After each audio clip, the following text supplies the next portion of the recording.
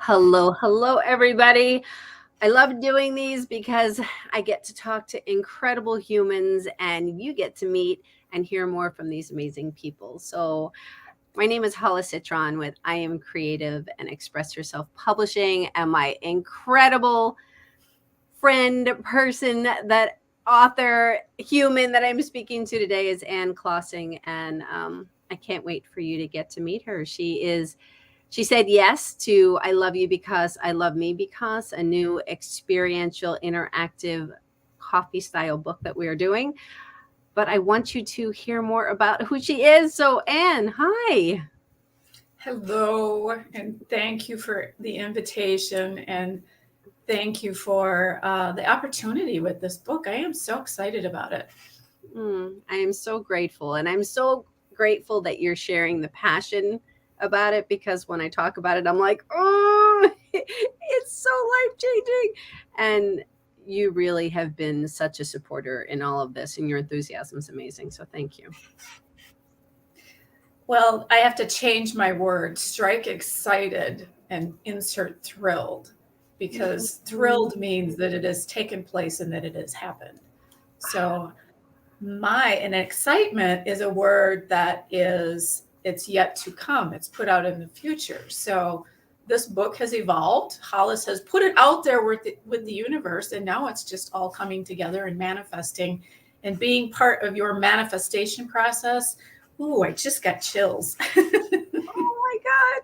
I love how, okay, everybody. So, this is why you need to be in Anne's world in here. So, because just by saying that little thing of tweaking excited to thrilled it's a mindset, it's a lifestyle. So, can you please tell people more about who you are and what you do?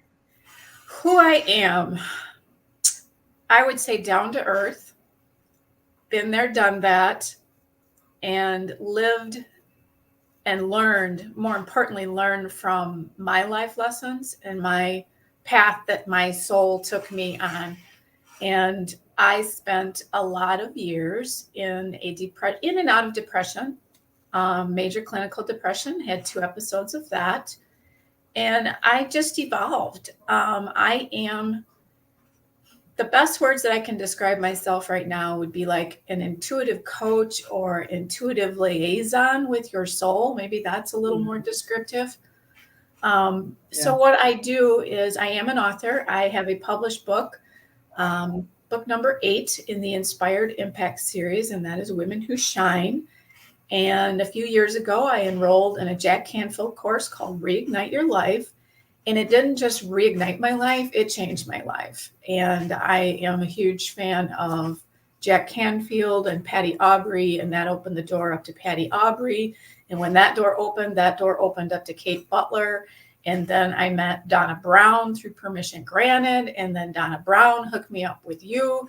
So it's this think of life as a geometric grid.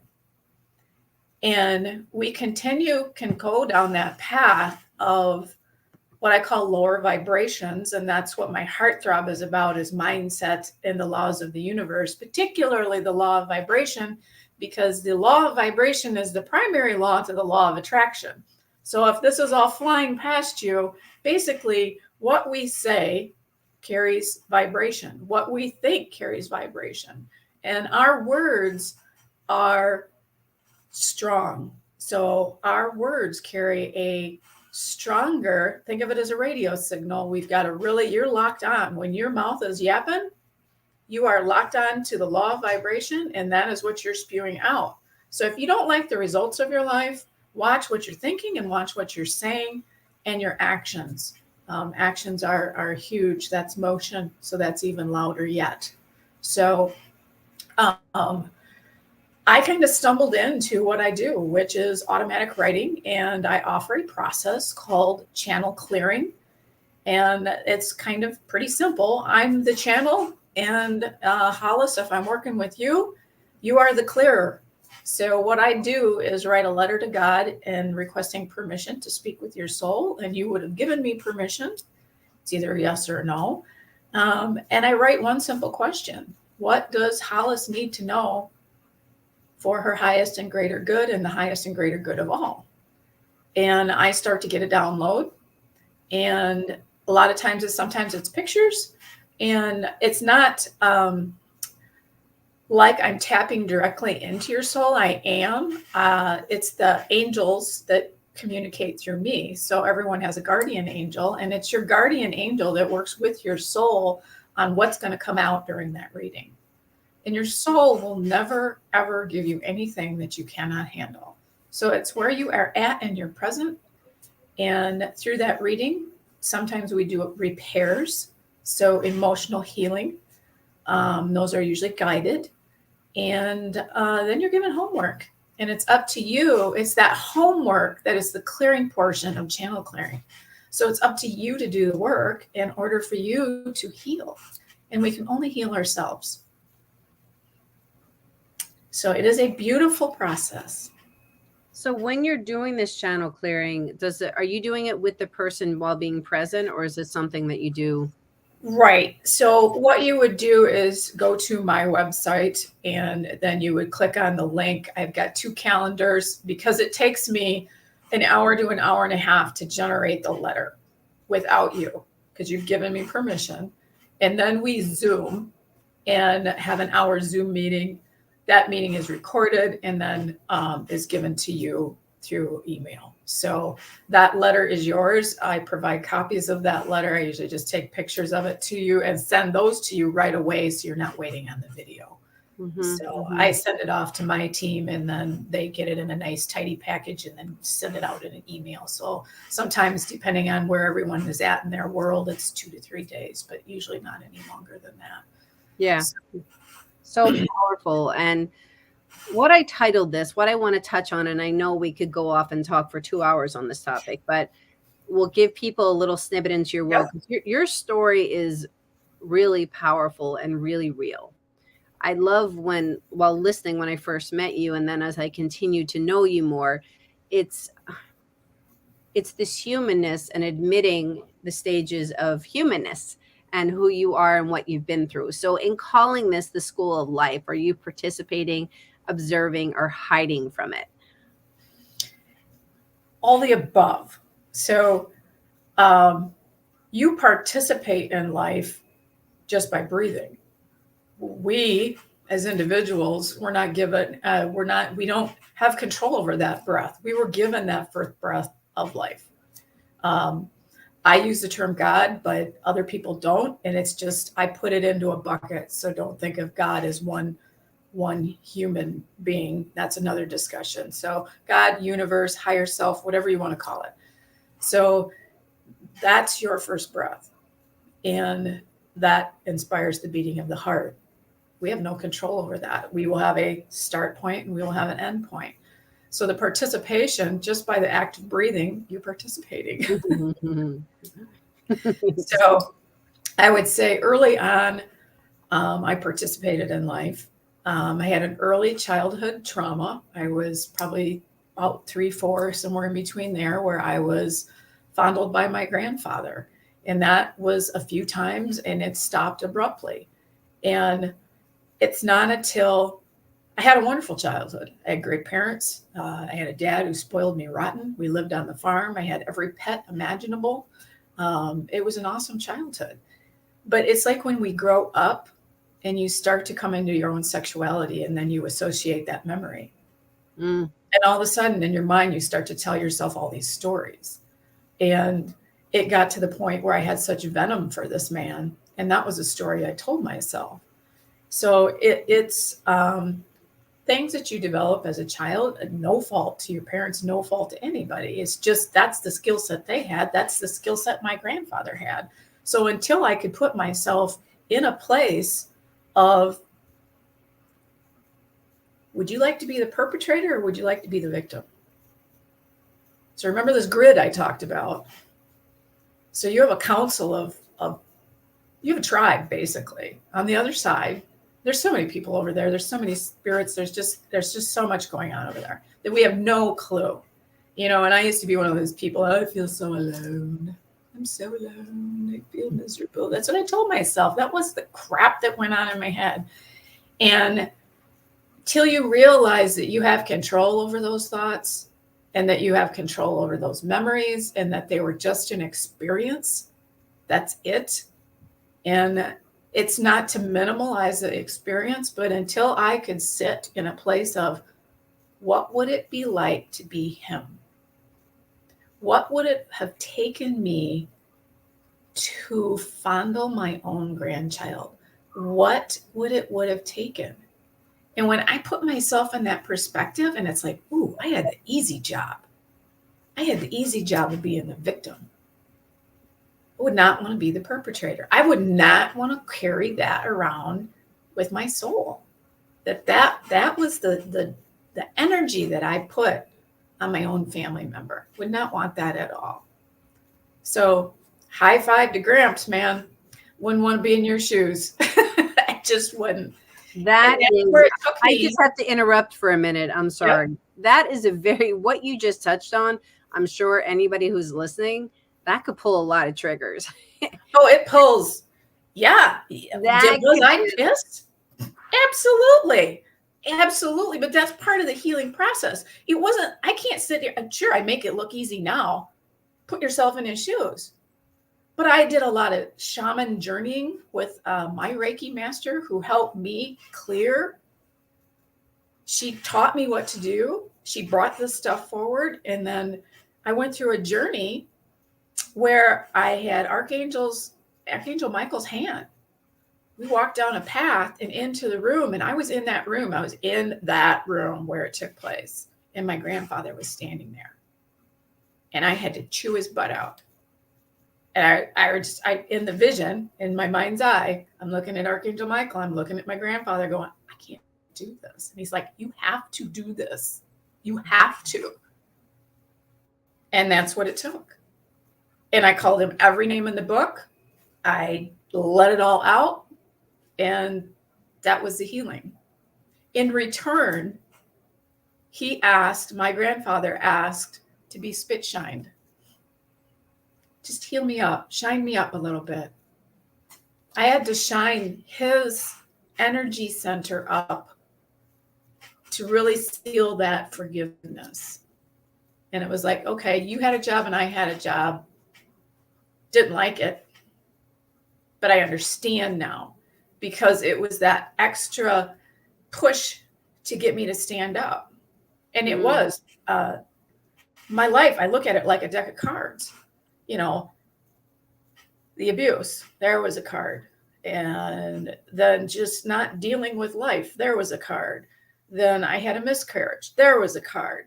And then I had then I had an affair, there's a card. That's something I would never ever do again. Then throw a divorce down. Throw another one down, throw another one down, throw another one down. Loss of my father, another divorce. And it was the second divorce that really, I'm just like, what the hell is my problem? You know, it's like loss, loss, loss, loss. All I had was a deck of loss. But in the shower, I had this epitome. It's like every incident, that's my agreement with God. That's my soul agreement, is to stand up for myself.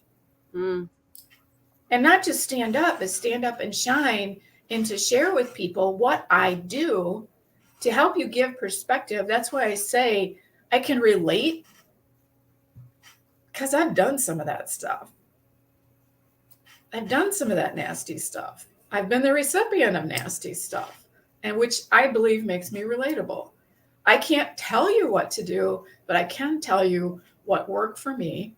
I can tell you how the laws of the universe react to your thought process. And I can give you the tools, the mindset tools to stop yourself when you're going down that rabbit hole of negativity. And my lineage on my father's side was depression and negativity and woe is me. And that's not his fault. It's just a skill set that gets handed down from generation to generation to generation. And it's when you realize it's like, I'm not my family.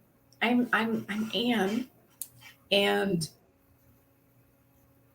I can do this. I can change my life and I can be happy. It's a choice. It is a choice. I've been working on me for the last 10 years. So can I make it look easy now? Probably to the outsider. Is it? Absolutely not. I wake up with that old mindset every morning, and I have to sit there in bed. I do not get out of bed until I turn it to grace. And some people, I think, are just wired that way, which it's that lineage. And it's like, I don't have to run my day this way. I don't have to be that woe is me. I'm better than that. So And how do you I do am that? better than that. How do you do that? You just start practicing. Well, And I a mean, lot of, I'm sorry, there's a delay. I apologize. Like when you wake up, when you said you don't get out of bed until, yep, is that journaling? Is it meditation? What is that for you? it's laying in bed and hitting my alarm and choosing not to lay in bed because I don't want to get up. And I still fight that. So my alarm goes off at 5 o'clock. Lately it's been 5:30, 1:45. So in bed, it's like I drift back to sleep. So as I lay there, I'll roll over and I will give thanks. It's like I'm so grateful for my partner, Lynn. He's been through a lot. So I don't take that for granted. It's the sheets, it's the pillow. And I learned this from Louise Hay. Louise Hay started her day that way with gratitude. Oh, I'm so thankful for my sheets. Oh, my bed is so comfortable. I am so grateful for my bed. It's, the paint on the wall. I am so grateful for the spider webs in the corner because I just noticed them. Instead of going, oh man, stinking spiders. It's like, oh, I'm grateful for those spiders because I can see them. I'm grateful for my eyesight. Oh my goodness, I can see them. Some people can't. And it's being that gratitude. And before your feet hit the floor, putting yourself in that state of gratitude. And trust me, it takes work. It takes work. I told you 10 years and I still have to do that. Still have to do that. But that's real. And that's so often we hear all of this mindset stuff and we can beat ourselves up because we hear the same things and, well, why aren't I doing it already? And I've been practicing for so long. But thank you for saying that, is that you still do it every day because it's humanness. It's human. Right. And don't fool yourself into believing that you're never going to do that. You're a breathing, thinking individual. It's not just our parent lineage. It's what we're surrounded by. We're surrounded by negativity. Yeah. You can't flip your phone on without being hit by negativity. It's what you do with it. It's what you do with it. It's how you react to it in order to stop yourself and say, no, I really don't have to jump on that. I watch very little news. Right. Very little news. I do enough, like we'll have the primary here coming up and I'll jump on and I'll make my decision and I'll go vote. And I'd be happy doing it, but that's another topic. But I think what you're talking about is all just going back to this. Are you participating, observing, or hiding? Because you could wake up feeling like crap and you could decide to stay in bed or stay in a bad mood or stay in. So that's hiding. That's just like, that's a hiding from it. Are you observing it and just kind of looking at it and then being like, well, I don't know if I'm ready to do anything about it now? Are you actually participating and making the mistakes and getting messy and having the wonderful aspects and all of that? How are you showing up? It's all of that. It's I show up every day. I participate by getting up. I participate by not turning into that person who checked her soul at the door every morning. Hmm. I just didn't check it at work. I checked it the minute I woke up. It's like, ain't talking to you because I got this life and I'm nailing it. Yeah, right. I did that for 50 some odd years. Now I'm nailing it, and I'm nailing it through manifestation. And that's something that I am a brave thinking master. How awesome is that? I'm going through Mary Morrissey's program and learning her tools And I will vouch for everything that she says. If you're a living, breathing human being, you will have the humanness side of you that is going to want to hit the snooze button.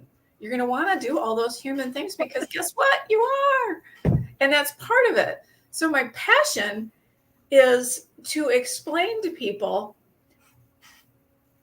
is these emotions are like a staircase. You've got joy way up here and you've got depression, grief way down at the bottom step. And you cannot not feel. Yes. So you need to go up and down the stairs. It's how you navigate it. And that's what I teach. So I teach how to feel and not get stuck at those lower vibrations. Mm-hmm. So I set a 3-day parameter for myself. And I'd like to shorten that window up. And depending on what it is, I can shorten it up really fast. But life events, they're going to happen. Yeah. People get upset with you. So how many days are you going to stay upset with your person? Allow yourself to have the temper tantrum. Just don't do it in front of everybody. If you need to go back to your bedroom and like wail on your pillow, do it. Been there, done that. Yes. Because you need to process. And there's going to be people who just push your buttons. And that's how I was for a lot of years. You know, they knew how to push my buttons until I stood up for myself. So the participation for me is coming out. Who am I becoming? So I can say I am intuitive coach. I am intuitive.